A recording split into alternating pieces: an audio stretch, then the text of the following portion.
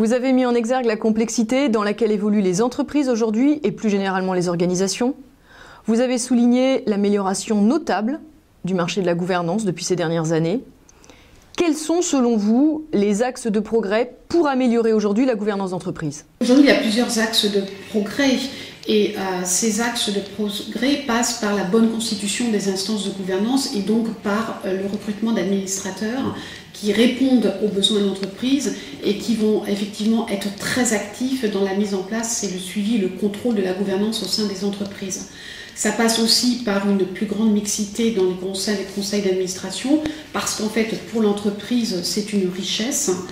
Et ça, c'est un point qui est important et qui est très, très évoqué aujourd'hui. Autre point aussi, communiquer avec les parties prenantes, comme on en parlait précédemment, communiquer avec ses actionnaires. L'entreprise doit améliorer sa communication en interne et en externe. Et cette communication, elle va aussi passer par une information qui doit être transparente et qui doit être comprise par tous, donc une information qui doit être complètement lisible. Trouver des administrateurs, ça veut dire s'en occuper, c'est-à-dire intégrer les administrateurs, suivre les administrateurs. Ça veut dire aussi s'assurer que l'entreprise a la bonne gouvernance mise en place. Donc ça veut dire suivre son conseil d'administration, évaluer son conseil d'administration. Et d'ailleurs, à ce titre, le code AFEP-MEDEF recommande une évaluation informelle des conseils d'administration et une évaluation formelle tous les 3 ans. Et ça, c'est un point de la gouvernance qui est complètement récent et que les entreprises commencent tout juste à prendre en considération. Il est aussi important au sein des entreprises de mettre en place des règles de contrôle en interne et aussi tout un processus d'évaluation et de suivi des risques. Ceci étant, je pense qu'aujourd'hui, plus que jamais, il faut laisser aux entreprises une certaine liberté, leur faire confiance, ne pas légiférer systématiquement et leur laisser effectivement cette liberté d'expliquer et de prendre les décisions qui sont importantes pour la croissance de leur entreprise. Aujourd'hui, une entreprise qui fait face à la crise, et beaucoup d'entreprises aujourd'hui sont dans cette dynamique-là, quand elles ont organisé une gouvernance dans leur entreprise, elles sont mieux armées pour répondre, elles vont plus vite à se développer et elles ont forcément mis en place une gouvernance avec les bonnes compétences autour de la table. Et qu'en est-il d'un point de vue international? Y a-t-il selon vous de bonnes pratiques? Et si oui, sont-elles seulement reproductibles? Il n'y a pas une gouvernance, puisqu'en fait la mise en place d'une gouvernance d'un pays par rapport à l'autre, elle va dépendre de beaucoup d'aspects, des aspects historiques, des aspects culturels, des aspects économiques. La gouvernance, on a commencé à parler de gouvernance de façon importante aux États-Unis, la corporate governance, il y a à peu près une vingtaine d'années. Après, ce mouvement s'est un petit peu déplacé vers l'Angleterre.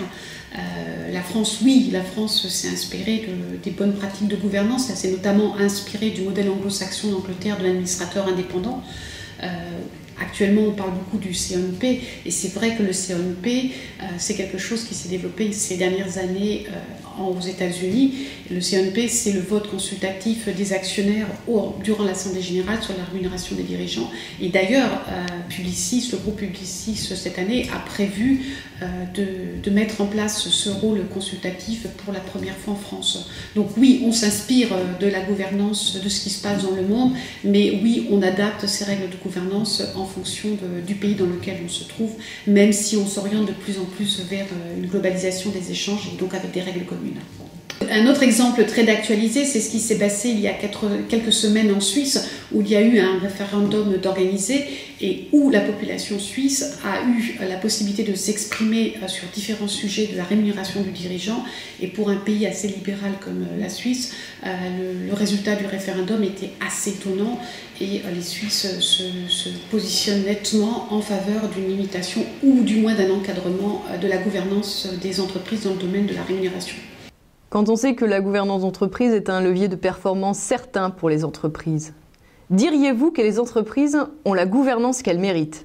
Oui, c'est une question très intéressante puisqu'en fait, je pense que les entreprises ont la gouvernance qu'elles se choisissent, donc la gouvernance qu'elles méritent. Et n'oublions pas que la mise en place d'une gouvernance dans beaucoup d'entreprises, notamment dans les PME-TI, elle est complètement liée au choix du dirigeant. Donc si un dirigeant aujourd'hui ne souhaite pas s'entourer de compétences externes, c'est son choix, donc c'est sa gouvernance, même si elle est relativement limitée. Et c'est vrai qu'aujourd'hui, quand on regarde, si je reprends les PME, l'exemple des PME-TI, le dirigeant est souvent seul. Il a souvent autour de lui peu de compétences multiples. Souvent, quand il a mis en place une gouvernance, autour de la table, on va trouver des membres de sa famille avec des compétences certes, mais pas forcément les compétences dont il a besoin pour développer son entreprise. Et quand il a peu de compétences, le dirigeant est souvent seul, isolé. Et un dirigeant qui veut emmener son entreprise à l'étape d'après a besoin de pouvoir partager ses doutes, a besoin de pouvoir être challengé.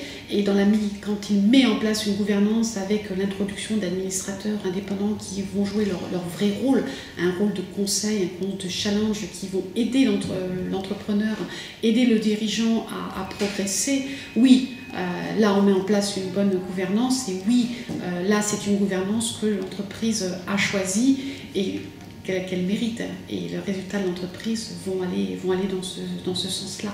Alors, autre point, effectivement, sur est-ce que les entreprises ont la gouvernance qu'elles méritent et qu'elles se choisissent. Il ne faut pas oublier que dans le périmètre économique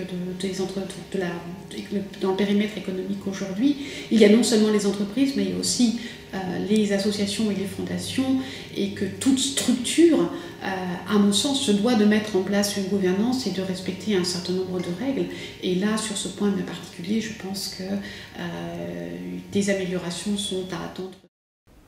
Et que répondez-vous à une ETI, une start-up, une petite structure qui hésite à mettre en place une instance de gouvernance de type comité stratégique, mais qui se dit qu'elle n'en a pas les moyens? Alors c'est vrai que dans les grands groupes, la gouvernance est forcément beaucoup plus structurée et organisée, et c'est vrai qu'autour du conseil de surveillance ou de la conseil d'administration, on va trouver des comités exécutifs et un staff très nombreux, ce qui est surtout pas le cas dans des petites structures. Ceci étant, mettre en place une gouvernance dans des petites structures, ça ne veut pas dire créer un conseil d'administration avec 10-12 personnes. On peut avoir une gouvernance très, très agile avec 2-3 personnes selon la structure de l'entreprise, à partir du moment où on a sélectionné les bons profils, les bonnes compétences, et qu'on accepte d'être challengé et qu'on accepte de partager avec des personnes à l'extérieur de l'entreprise. Alors le coût d'un administrateur, la rémunération d'un administrateur, ce n'est pas un salaire. Un administrateur est rémunéré en général par des jetons de présence. Il n'y a pas de loi qui fixe là pour le coup le montant de ces jetons de présence. Ça peut être 0 comme ça peut être 80-90 000 euros dans les grands groupes. Dans les petites entreprises, je dirais qu'on peut tourner, si je donne une fourchette assez large, entre 10 000 et 35 000 euros par an. Ce qui, vu l'investissement de l'administrateur dans l'entreprise, qui est au minimum de 10 jours voire 30 jours, est une ressource qui n'est pas très onéreuse pour l'entreprise, avec en plus effectivement avoir la possibilité de bénéficier de la compétence d'un administrateur qui est souvent très très disponible et qui est vraiment là pour vous accompagner. Merci Anne de vos réponses. Je vous propose que nous nous retrouvions dans une troisième et dernière émission consacrée plus spécifiquement à la question de l'administrateur indépendant.